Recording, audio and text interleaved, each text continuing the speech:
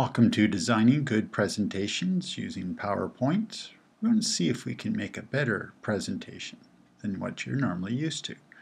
So what is PowerPoint? Well, PowerPoint of course creates on-screen presentations using slides like the one you're seeing now, but it also can be used to make speakers' notes, outlines of presentations, and audience handouts. All of these are really important and can be used by you in making your hardware presentation. So as we can see here, PowerPoint has a number of different spots and locations that we can use. Up in the top right-hand corner we have a slide that we've created, but just underneath it we have a spot where we can add speakers notes.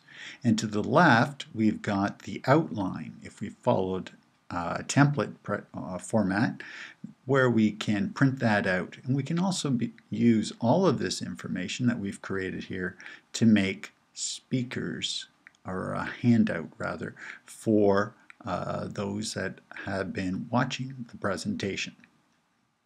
All of these parts are really important and we can make use of them to improve our presentation skills.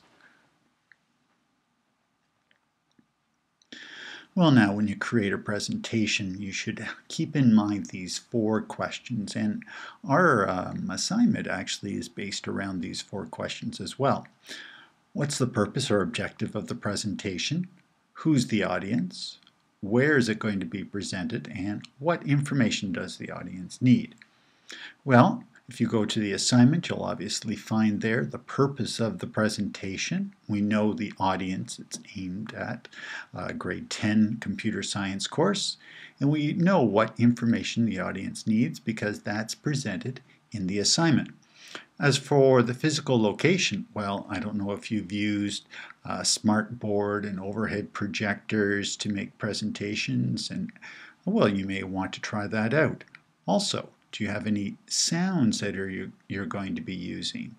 What will your pictures look like when you present them on the screen? All of these things you have to think about. Now, in creating a presentation, you'll have to understand that people remember just 10% of what they read. So if you let them read what's on the screen, well, that'll help them out a little bit. But if we record the information so they can hear it as you're listening to this, what they remember doubles. It improves greatly. Now, can we do better than that? Well, of course, if we allow them to see it, such as having it up on a slide, especially with some great graphics like this one that I'm using here, they'll remember 30% of the information. How can we improve that even more? Well, if we not only show it to them, but we also talk about it, we can increase that percentage up to about 70%, greatly improving what people remember and can make use of.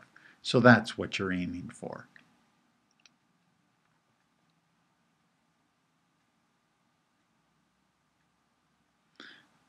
So let's try and do that.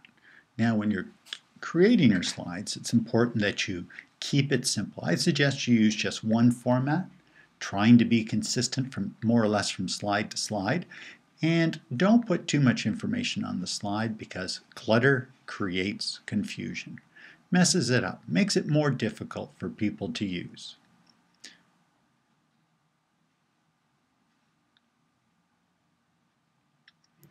Now also when you design your slides, it's important to try and stay away from uppercase capital letters because they're much more difficult to read, especially as you notice in the second bullet point when you have extremely long lines. Well, you can read it, I'm sure, but it makes it much more difficult for the audience. So, as the tip at the bottom says, try to use lowercase letters where at all possible. Now, many of your slides may look like the following slide. They have a lot of good information, but they're too hard to read. So we're going to look for ways to improve on that. So let's see what this slide looks like. Well, there you go. There's the entire paragraph put onto a slide. A lot of good information there. And if you had lots of time to read it and digest it, I'm sure you could understand it. But as you remember, if you read it, you only get 10% of that knowledge. Okay, it's a lot more difficult.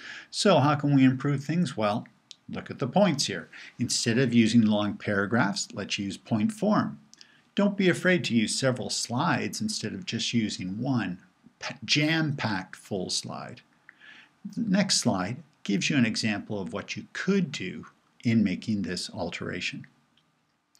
Notice that we've gone to point form, much easier for a person to read. Notice that we've cut down by a huge number the amount of words that are on that slide.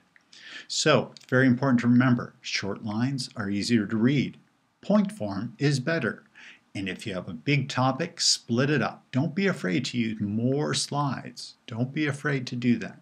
It'll improve your presentation greatly. So as we talk about this, let's try and keep it so that we have one idea or concept per slide. We want to highlight the subject. We want to have 5 to 7 lines on a slide, maybe 5 to 7 words per line.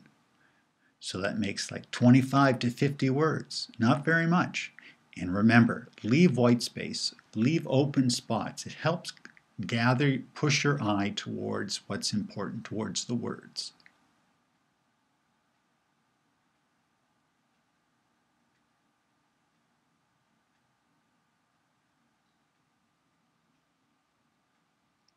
Now when it comes to fonts, it's very important that you try to remember to use large fonts.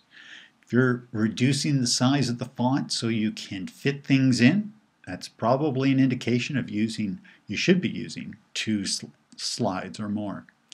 The text size reflects the importance. That's why you'll notice the titles up at the top are quite large, while the other text below a little bit smaller. Don't use too much of bold or italics text, and don't use all sorts of types of fonts and styles.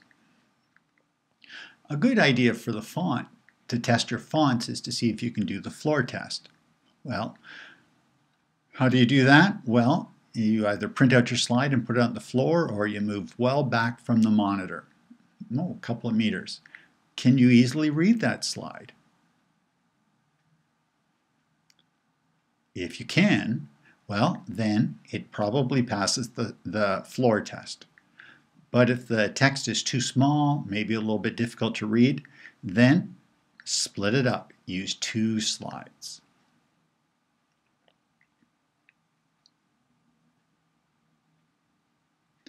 Now, of course, graphics are an important addition to any PowerPoint. They certainly improve the interest, make it easier to read, and often they're the largest item that you put on the slide. But I'm going to tell you that there are at least 4 things that you have to be careful of when you're using graphics or clip art. First is, as you'll notice here, it's very difficult to read some of the words because they go right under or right over the graphic. Very difficult to read. And on the right side, in the second line, it's kind of hard to read the last word because there's very poor contrast there. So when you're using graphics, you got to make sure that they don't conflict with your text. Usually it's best to go around the text, not through.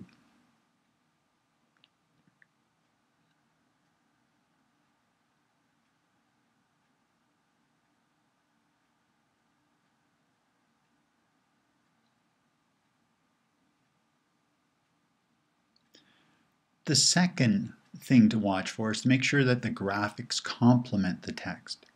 It's got to go along with what's being discussed.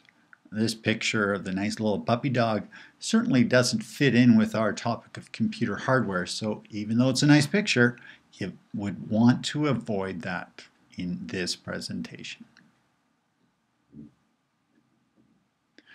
The third thing to watch for, notice the top of the screen. Great picture, nice background, but the text, very difficult to read. You've got to make sure that you have good contrast, that it's easy to read.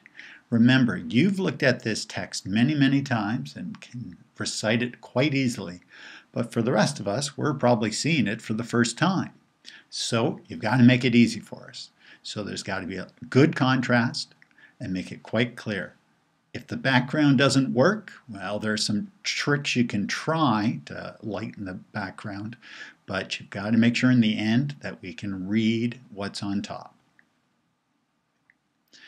The last tip I'm going to give you is that clip art and pictures are a great thing, but you don't want to use too much of it. This slide is cluttered with all sorts of different pictures. Great to have, but maybe too much. Now, as we get towards the end of this presentation, I want to talk about the closing or last slide. It should give us a little bit of a summary, a closing thought, or even just be a blank slide. The blank slide gives a clean ending.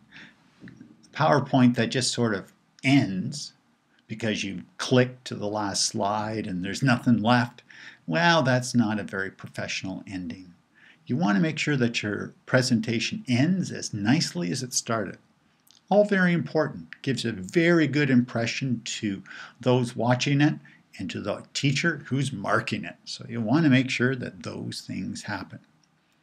So that's just about it for this presentation. So in summary, I want you to think about these thoughts. Feel free to watch this presentation again, because all of these ideas are important. Thanks very much for listening.